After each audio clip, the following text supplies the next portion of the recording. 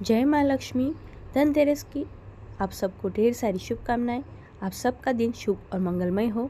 आज हम इस वीडियो के माध्यम से धनतेरस की कथा का श्रवण करेंगे और आप सबसे छोटा सा अनुरोध है, आपको कथा अच्छी लगे तो लाइक करना ना भूलें।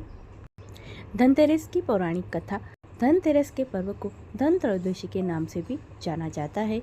इस दिन भगवान धनवंतरी की पूजा की जाती है। इसके साथ ही धनतेरस पर खरीदारी करने का विधान है।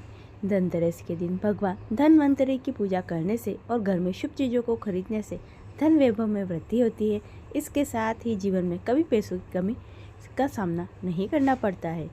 धनतेरस के दिन धनतेरस की कथा का पाठ करना अत्यंत शुभ माना गया है और धनतेरस के दिन इस कथा का पाठ करने से माता लक्ष्मी खाली झोली भी भर देगी और कभी भी धन धान्य की कमी नहीं होगी। और जो सच्चे मन से माता लक्ष्मी की कथा का पाठ करता है उसका घर सदा खुशियों और पैसों से भरा रहता है। पौराणिक कथा के अनुसार एक बार विष्णु जी और माता लक्ष्मी पृथ्वी लोक पर भ्रमण करने के लिए आए थे। इस बीच विष्णु जी को कुछ काम याद आ गया, जिसके बाद वह दक्षिण दिशा की ओर चले गए। माता लक्ष्मी वहीं रुक के विष्णु जी का इंतजार कर रही थी। बहुत देर हो गई लेकिन विष्णु जी नहीं आए, जिसके बाद माता लक्ष्मी भी उसी रास्ते तरफ चलने लगी। काफ़ी देर तक चलने के बाद रानी को गन्ने का खेत दिखा। उनको बहुत ही भूख लगी थी तो उन्होंने गन्ना तोड़ा और उसे खाने लगी। माँ लक्ष्मी को गन्ना खाते देख भगवान विष्णु क्रोधित हुए और उन्होंने माता को श्राप देते हुए कहा, तुमने जिस किसान के खेत का गन्ना तोड़कर खाया है उसका भार उतारने के लिए तुम्हें उस किसान के घर 12 साल तक सेवा करनी होगी। लगातार 12 साल तक माता लक्ष्मी जी ने उस किसान के घर सेवा की। 12 साल बाद जब विष्णु जी लक्ष्मी को लेने आए तो उन्होंने किसान का दरवाजे पर ही रोक दिया। विष्णु जी किसान और उसके परिवार को गंगा स्नान कौड़िया को गंगा में अर्पित करने का उपाय बताया। किसान के उपाय करने के लिए घाट जा ही रहा था। इस बीच माता गंगा उसे मिल गई और किसान को बताया कि तुम्हारे घर में माँ लक्ष्मी रह रही थी जो अब वापस जा रही है। किसान वापस घर गया तो उसने विष्णु जी और माँ लक्ष्मी से जाने के लिए मना कर दिया। तब सारे देवी देवताओं ने उन्हें श्राप के बारे में बताया। साथ ही कहा, यदि आप चाहते हैं कि आपके घर में सदा मैं बनी रहूं तो आप धनतेरस पर मेरी पूजा करें और व्रत रखें।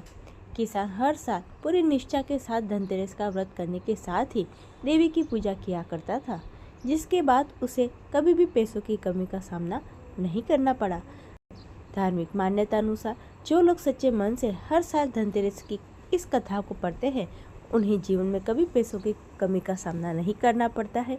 साथ ही घर परिवार में सुख शांति का वास होता है। ये थी धनतेरस से जुड़ी हुई माता लक्ष्मी की कथा। धनतेरस पर भगवान धनवंतरी की कथा का भी श्रवण किया जाता है। पौराणिक कथा के अनुसार कार्तिक मास की कृष्ण पक्ष की त्रयोदशी तिथि के दिन भगवान धनवंतरी का प्राकट्य हुआ था। समुद्र मंथन के दौरान कई चीजें निकली थी जिनमें विष और अमृत भी था। इसके बाद समुद्र मंथन के दौरान भगवान धनवंतरी अमृत कलश लेकर प्रकट हुए थे। इसी वजह से भगवान धनवंतरी के प्रकटोत्सव के रूप में धनतेरस का पर्व देश भर में मनाया जाता है। भगवान धनवंतरी के हाथ में कलश था, इसलिए धनतेरस के दिन सोना और चांदी बर्तन खरीदना बेहद शुभ माना जाता है। भगवान धनवंतरी को औषधि और चिकित्सा का देवता भी माना जाता है। इनकी पूजा करने से सारे रोगों से छुटकारा मिलता है। धनतेरस का पर्व मनाने की कथा जगत के पालनहार भगवान विष्णु के वामन अवतार से जुड़ी हुई भी है। इस कथा का भागवत पुराण में उल्लेख मिलता है। इस प्रचलित कथा के अनुसार कार्तिक माह के कृष्ण पक्ष की त्रयोदशी तिथि पर वामन अवतार असुराज बलि से दान में 3 लोक मांगे थे और देवताओं को उनकी खोई हुई संपत्ति और स्वर्ग प्रदान किया था। इसी वजह से हर साल दीपावली से पहले धनतेरस का त्योहार मनाया जाता है। धनतेरस के दिन यमराज से जुड़ी हुई पौराणिक कथा।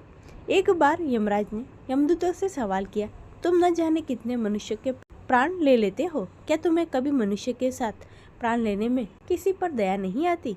यमदूतों ने कहा कि नहीं महाराज, हम सिर्फ आपके दिए हुए निर्देशों का पालन करते हैं। फिर यमराज ने कहा, बेझिझक होकर बताओ कि क्या कभी किसी व्यक्ति के प्राण लेते हुए तुम्हें दया आई है? तब एक यमदूत ने जवाब दिया, एक बार ऐसी घटना हुई है जिसको देख हृदय पसीज गया। एक दिन हंस नाम का एक राजा शिकार पर निकला और जंगल के रास्ते भटक गया। राजा भटकते भटकते दूसरे राजा की सीमा पर पहुंच गया। वहाँ पर एक हेमा नाम का शासक था। उसने अपने पड़ोस के राजा का खूब आदर सत्कार किया और उसी दिन राजा हेमा की पत्नी ने एक पुत्र को जन्म दिया। ज्योतिषियों ने बताया कि नवजात बालक के ग्रह नक्षत्रों को देखते हुए भविष्यवाणी कर दी कि विवाह के 4 दिन बाद ही मृत्यु हो जाएगी। तब राजा ने आदेश दिया, इस बालक को यमुना तट पर एक गुप्त गुफा में ब्रह्मचारी के रूप में रखा जाएगा, जहाँ कोई भी न आ पाए। लेकिन विधि के विधान को कुछ और ही मंजूर था। संयोगवश राजा हंस की पुत्री भटकते हुए यमुना की तट पर उस गुफा में चली गई और वहाँ उसने राजा के पुत्र को देखा। उस राजकुमार को भी वो कन्या पसंद आई और दोनों ने गंधर्व विवाह कर लिया। विवाह के 4 दिन बाद राजा के पुत्र की मृत्यु हो गई। अपने पति की मृत्यु देख राजकुमारी जोर जोर से रोने लगी। तब यमदूत ने कहा कि इस नवविवाहित का विलाप सुनकर हृदय पसीज गया। सारी बातें सुनकर यमराज ने कहा कि क्या करें, ये तो विधि का विधान है और मर्यादा में रहते हुए हमें यह काम करना ही पड़ता है। यमराज जी ने उपाय बताया। इसके बाद यमदूतों ने यमराज से पूछा कि हे महाराज, क्या ऐसा कोई उपाय है जिससे अकाल मृत्यु से बचा सके। तब यमराज जी ने कहा कि धनतेरस के दिन विधि विधान के साथ पूजा अर्चना करने और दीपदान करने से अकाल मृत्यु नहीं होती है। इस घटना की वजह से धनतेरस के दिन भगवान धन्वंतरी और माँ लक्ष्मी की पूजा की जाती है और दीपदान करने का विधान है। बोलिए लक्ष्मी माता की जय। ये थी आज की धनतेरस से जुड़ी माता लक्ष्मी, यमराज और धन्वंतरी की कथा। आशा करती हूँ आपको अच्छी लगी होगी। इसे लाइक करें, चैनल को सब्सक्राइब कर ले, कमेंट में जय माँ लक्ष्मी लिखना ना भूले। सभी भक्तों को प्रेम भरा राधे राधे।